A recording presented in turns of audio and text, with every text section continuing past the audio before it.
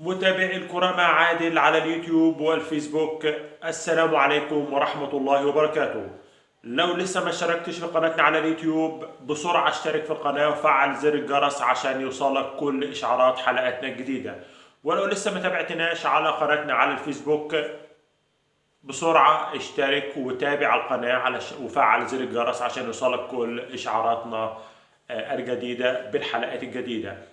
ثق ان انت معانا في امان. كل الاخبار الحصرية، الاخبار وقت حدوثها هتتابعها على قناتنا على اليوتيوب وعلى الفيسبوك. تابعنا ومش هتندم ان انت تابعتنا، وما تنساش تضغط لايك علشان نقدر نوصل لكل احبائنا متابعي كرة القدم. على بركة الله نادي الزمالك يعبر الى نهائي الكونفدرالية الإفريقية من بوابة كبار إفريقيا. نادي الزمالك يعبر إلى نهائي أبطال إفريقيا بالفوز على دريمز اف سي الغاني 3-0.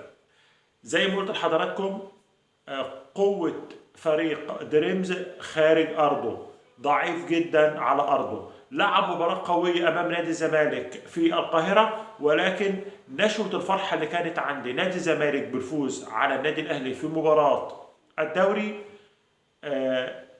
جعلت نادي الزمالك بيلعب مباراة الذهاب بدون تركيز، وده اللي حذرنا منه. لازم تركز علشان تفوز بالمباراة. وتمكن دريمز من التعادل 0-0 مع نادي الزمالك في مباراة الذهاب. في مباراة العودة اليوم رد نادي الزمالك على فريق دريمز ب 3-0. سيطرة ميدانية على مجريات المباراة رغم الهجوم الكاسح لفريق الغاني على مرمى محمد عواد، ولكن دفاع نادي الزمالك وحارس مرماه حالوا دون تسجيلهم أي أهداف. تمكن نادي الزمالك من إحراز الهدف الأول من كرة ركنية رفعها زيزو. تمكن حمزة المسلوسي من إحراز الهدف الأول لنادي الزمالك.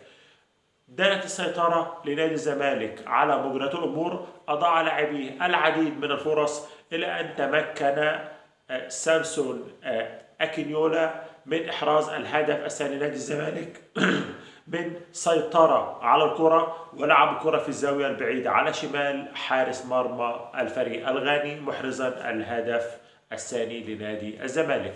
ده كان في الشوط الأول.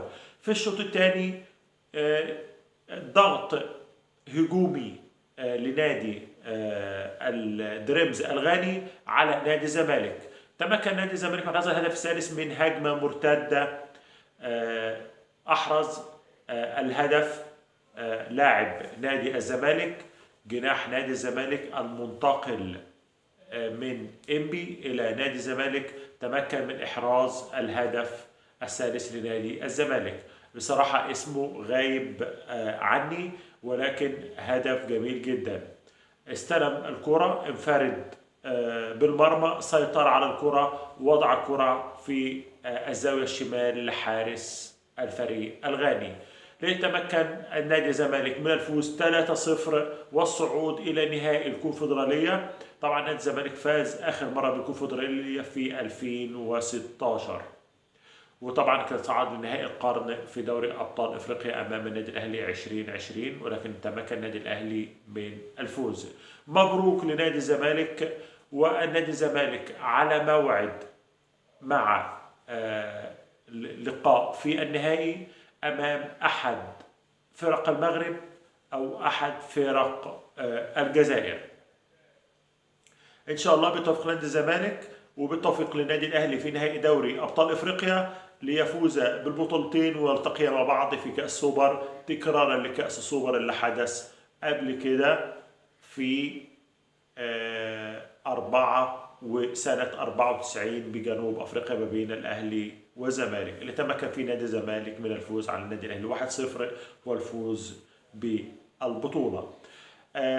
الفعل الفاضح اللي عمله لاعب نادي الزمالك بعد إحرازه الهدف الثالث أنا مش هتكلم عليه، أنا بنوه عليه وأنا مش هتكلم. ده فعل فاضح على كاميرات التلفزيون، وبيرجع العقوبة أو أخذ الموقف لنادي الزمالك، وليس إحنا المخولين بالحديث عن هذا الموضوع.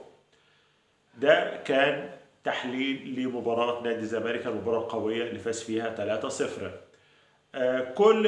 كل الصحف بتتكلم عن المشادة اللي حصلت ما بين محمد صلاح ويورجن كلوب، وانتهاء شهر العسل ما بين محمد صلاح ويورجن كلوب.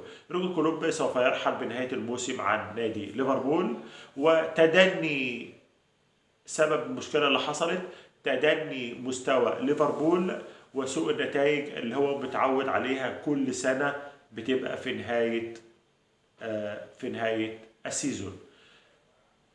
الكمبيوتر توقع فوز أرسنال بالدوري هذا العام، ويأتي السيتي ثانيا وليفربول ثالثا، وهو الوضع الحالي. أرسنال متصدر، السيتي الثاني، وليفربول الثالث.